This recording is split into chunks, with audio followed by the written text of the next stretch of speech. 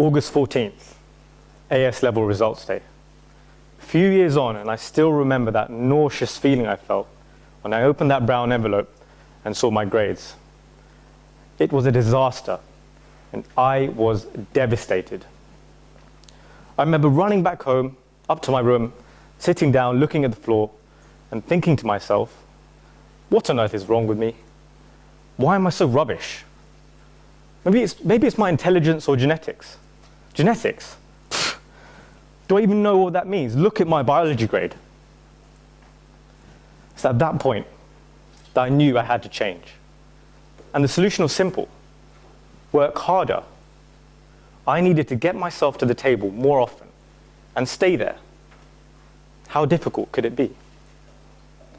So for the next 2 days, I moped around a little bit and felt sorry for myself, but eventually managed to pick myself up and thought to myself, maybe if I start early, I give it one more shot, I can salvage the situation, get some good grades and get into university. So, 2 days later, August 16th, woke up nice and early, 8 in the morning, had my goals printed, stationery organized, textbook open, let's do this. It only took 10 minutes until I was distracted again. I remember going into the kitchen, opening the fridge, closing the fridge, opening the fridge. I did this 10 times. I wasn't even hungry. Then I remember spending hours on end on Google asking random questions like, how do I stop procrastinating? Can I pay someone to do my exams? What do girls think about bushy eyebrows? The point is, nothing had changed. I still had the same old habits, and they were just going to continue forever and ever unless I found a way to break down those obstacles that were stopping me from executing my thoughts and intentions. What I didn't understand was, when it came to studying, why was the devil on my left shoulder always louder than the angel on my right? So at that point, I decided to get to the root of this problem and find a way to silence the devil for good. For the next few months, I tried a bunch of stuff, from hypnosis to motivational seminars. These all helped in the short term, but over time the effects dissipated and I kept reverting back to my old ways. Until, eventually, something did have a lasting impact. And it wasn't a therapy session or a motivational seminar or a book of any sort, just a simple conversation. A conversation with an individual I met by complete chance, who happened to be in his final year of university, and who had just landed a graduate position at an investment bank. Initially, we spoke about university, how cool it was to have a student loan and have your own freedom and money and space.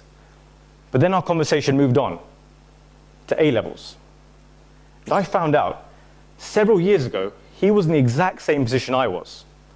Terrible AS grades, with very little chance of getting into university, let alone a good one or a red brick. And he walked me through all the thoughts and emotions he had at the time. And I found myself nodding to everything he was saying, because I was going through the exact same thing. The same thoughts, the same insecurities, the same feeling of hopelessness that he did. But then he told me that he found a way to get over all of this and improve his grades. And this was the most critical thing that he had ever done, because his grades helped him beat hundreds, if not thousands of other graduates to land that high-paying job he was about to start in just a few months. Now, his resilience and hard work stood out. It inspired me. And hearing his story, it tweaked something in my mind. And I remember feeling different after that conversation. Different in a good way, like a fog was lifted. And ever since, I could not stop fantasizing and thinking about my own success, my own future, and how I wanted to be like this individual. And after that point, the devil on my shoulder became much quieter, and my day-to-day habits started changing. Little habits like coming home and switching on the TV immediately, that stopped. Messing around and talking in class, that stopped. Daydreaming about girls and football when I was supposed to be studying, that didn't quite stop. But the point is, the net effect of all these changes was positive. And on August 14th, the next year, I walked into college with confidence and left with straight A grades, and eventually got into the university I wanted to. The great thing was, these habits stuck around. The positive changes I made stayed with me. In fact, they improved. So 3 years later, after finishing university, I graduated with first-class honors and was given an award by the Dean of Students for achieving one of the highest degree scores in my faculty. For years, I've thought about this inflection point and this turning point in my life, in my grades, in everything really. And I often wonder, why did I find it so hard to motivate myself earlier? And I found that it came down to one particular realization, one kind of belief or assumption I had at the time. The assumption that studying regularly and achieving good grades will lead to the lifestyle I want. Now, it's important to remember that personal belief sits on a scale. On one end, you have I 100% don't believe, the other end, I do believe, and all this space in the middle. Prior to this inflection point I had, I sat somewhere in the middle of this scale during my GCSEs and AS levels. Even though my parents and teachers told me that this assumption was true, get good grades, you'll be the next Bill Gates, I still only kind of believed it. I held on to it too loosely. But speaking to this university student shifted my beliefs from the middle to the right-hand side. That's because I saw the evidence, and I received the evidence from someone I could relate to. Now, this evidence, it made me realize 3 things. Firstly, the domino effect my grades and choices had on my future. Secondly, the importance that these grades had on my future career. And thirdly, that my grades and my choices, or whatever, my performance, were not a constant. They were a variable that I was in charge of. Seeing this evidence and having these realizations improved me permanently. So I saw no reason why I couldn't reach out to other students, find out if I could help them. So I started mentoring myself. And my advice centered around these concepts, the concepts of using real-life success stories and my own success stories to show students, particularly those who are struggling, that others have been in their shoes and found a way to succeed, so they could do it too. And the feedback I received was phenomenal. And so phenomenal that I decided to reach out to even more students. So I partnered up with my good friend Minish Karya there, and we wrote an ebook that we self-published about 2.5 months ago. And since then, we've had students, many students read the book. Over 1,000 students have read it. And we have been inundated with feedback, positive responses.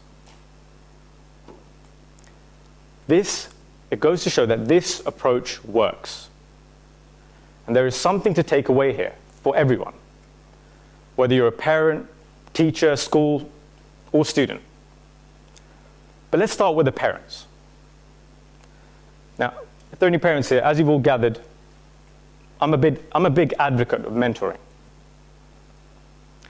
But it's very important to pick the right mentor. And parents need to be very careful that they introduce their students, their sons or daughters, to mentors who they can relate to, and not who they ought to relate to. I find that these days, many students think they relate to what I call the Lionel Messi. This guy, Lionel Messi, is the most gifted footballer in the planet. And the academic equivalent would be the straight A student, who can understand concepts with ease and memorize a textbook, no issue.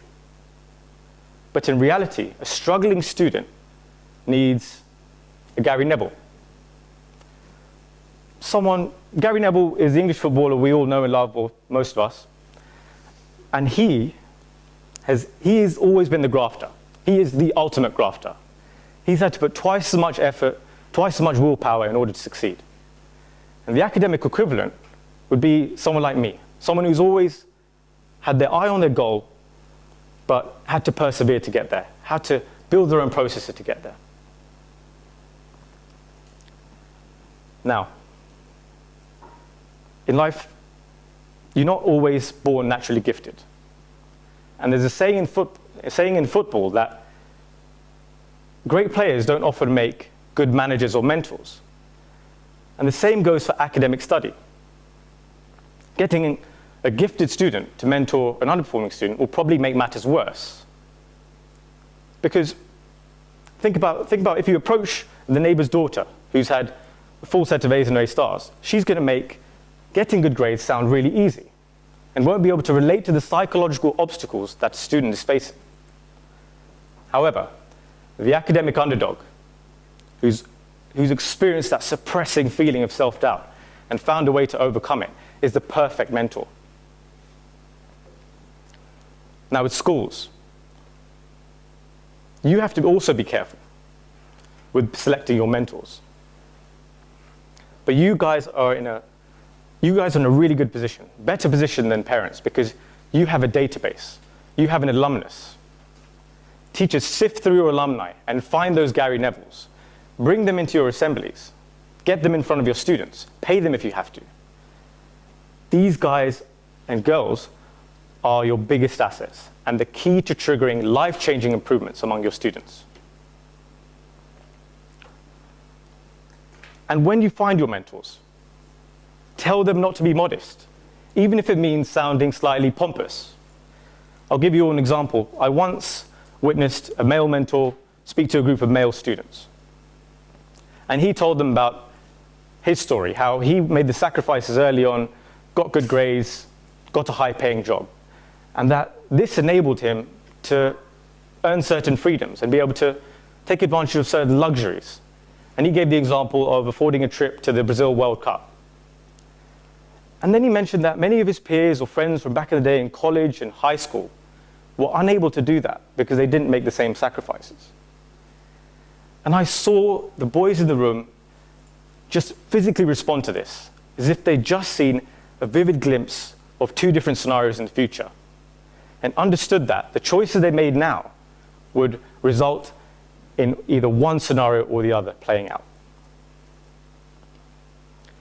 This may seem somewhat shallow, and life isn't about making loads of money and being successful. We can't deny that students are motivated by these things. Social status, personal public success, and financial freedom, all of which can be used as a motivational tool if done in the right way. Now, another way schools can integrate mentoring. Social media. Make your mentors mini celebrities. Have your students follow them on Instagram, Facebook, and Twitter. When a student wakes up in the morning and flicks open their Instagram account, they all do it, I do it, they should be face-to-face with their future self. Someone they've met personally or seen in an assembly, enjoying a society social at university, or posing in front of their new house, or speaking at a business conference. Anything to remind them that sitting at that table each day and grafting will lead to the lifestyle they want, or will help to lead to the lifestyle they want. Now for the students. This is all about you guys. If you guys find yourself in the same position I was, then I want you to ask yourself, what are my personal beliefs? Where do I sit in the scale? If it's in the middle or to the left-hand side, then you need to realize that this assumption is 100% true. And I am living, breathing proof of that.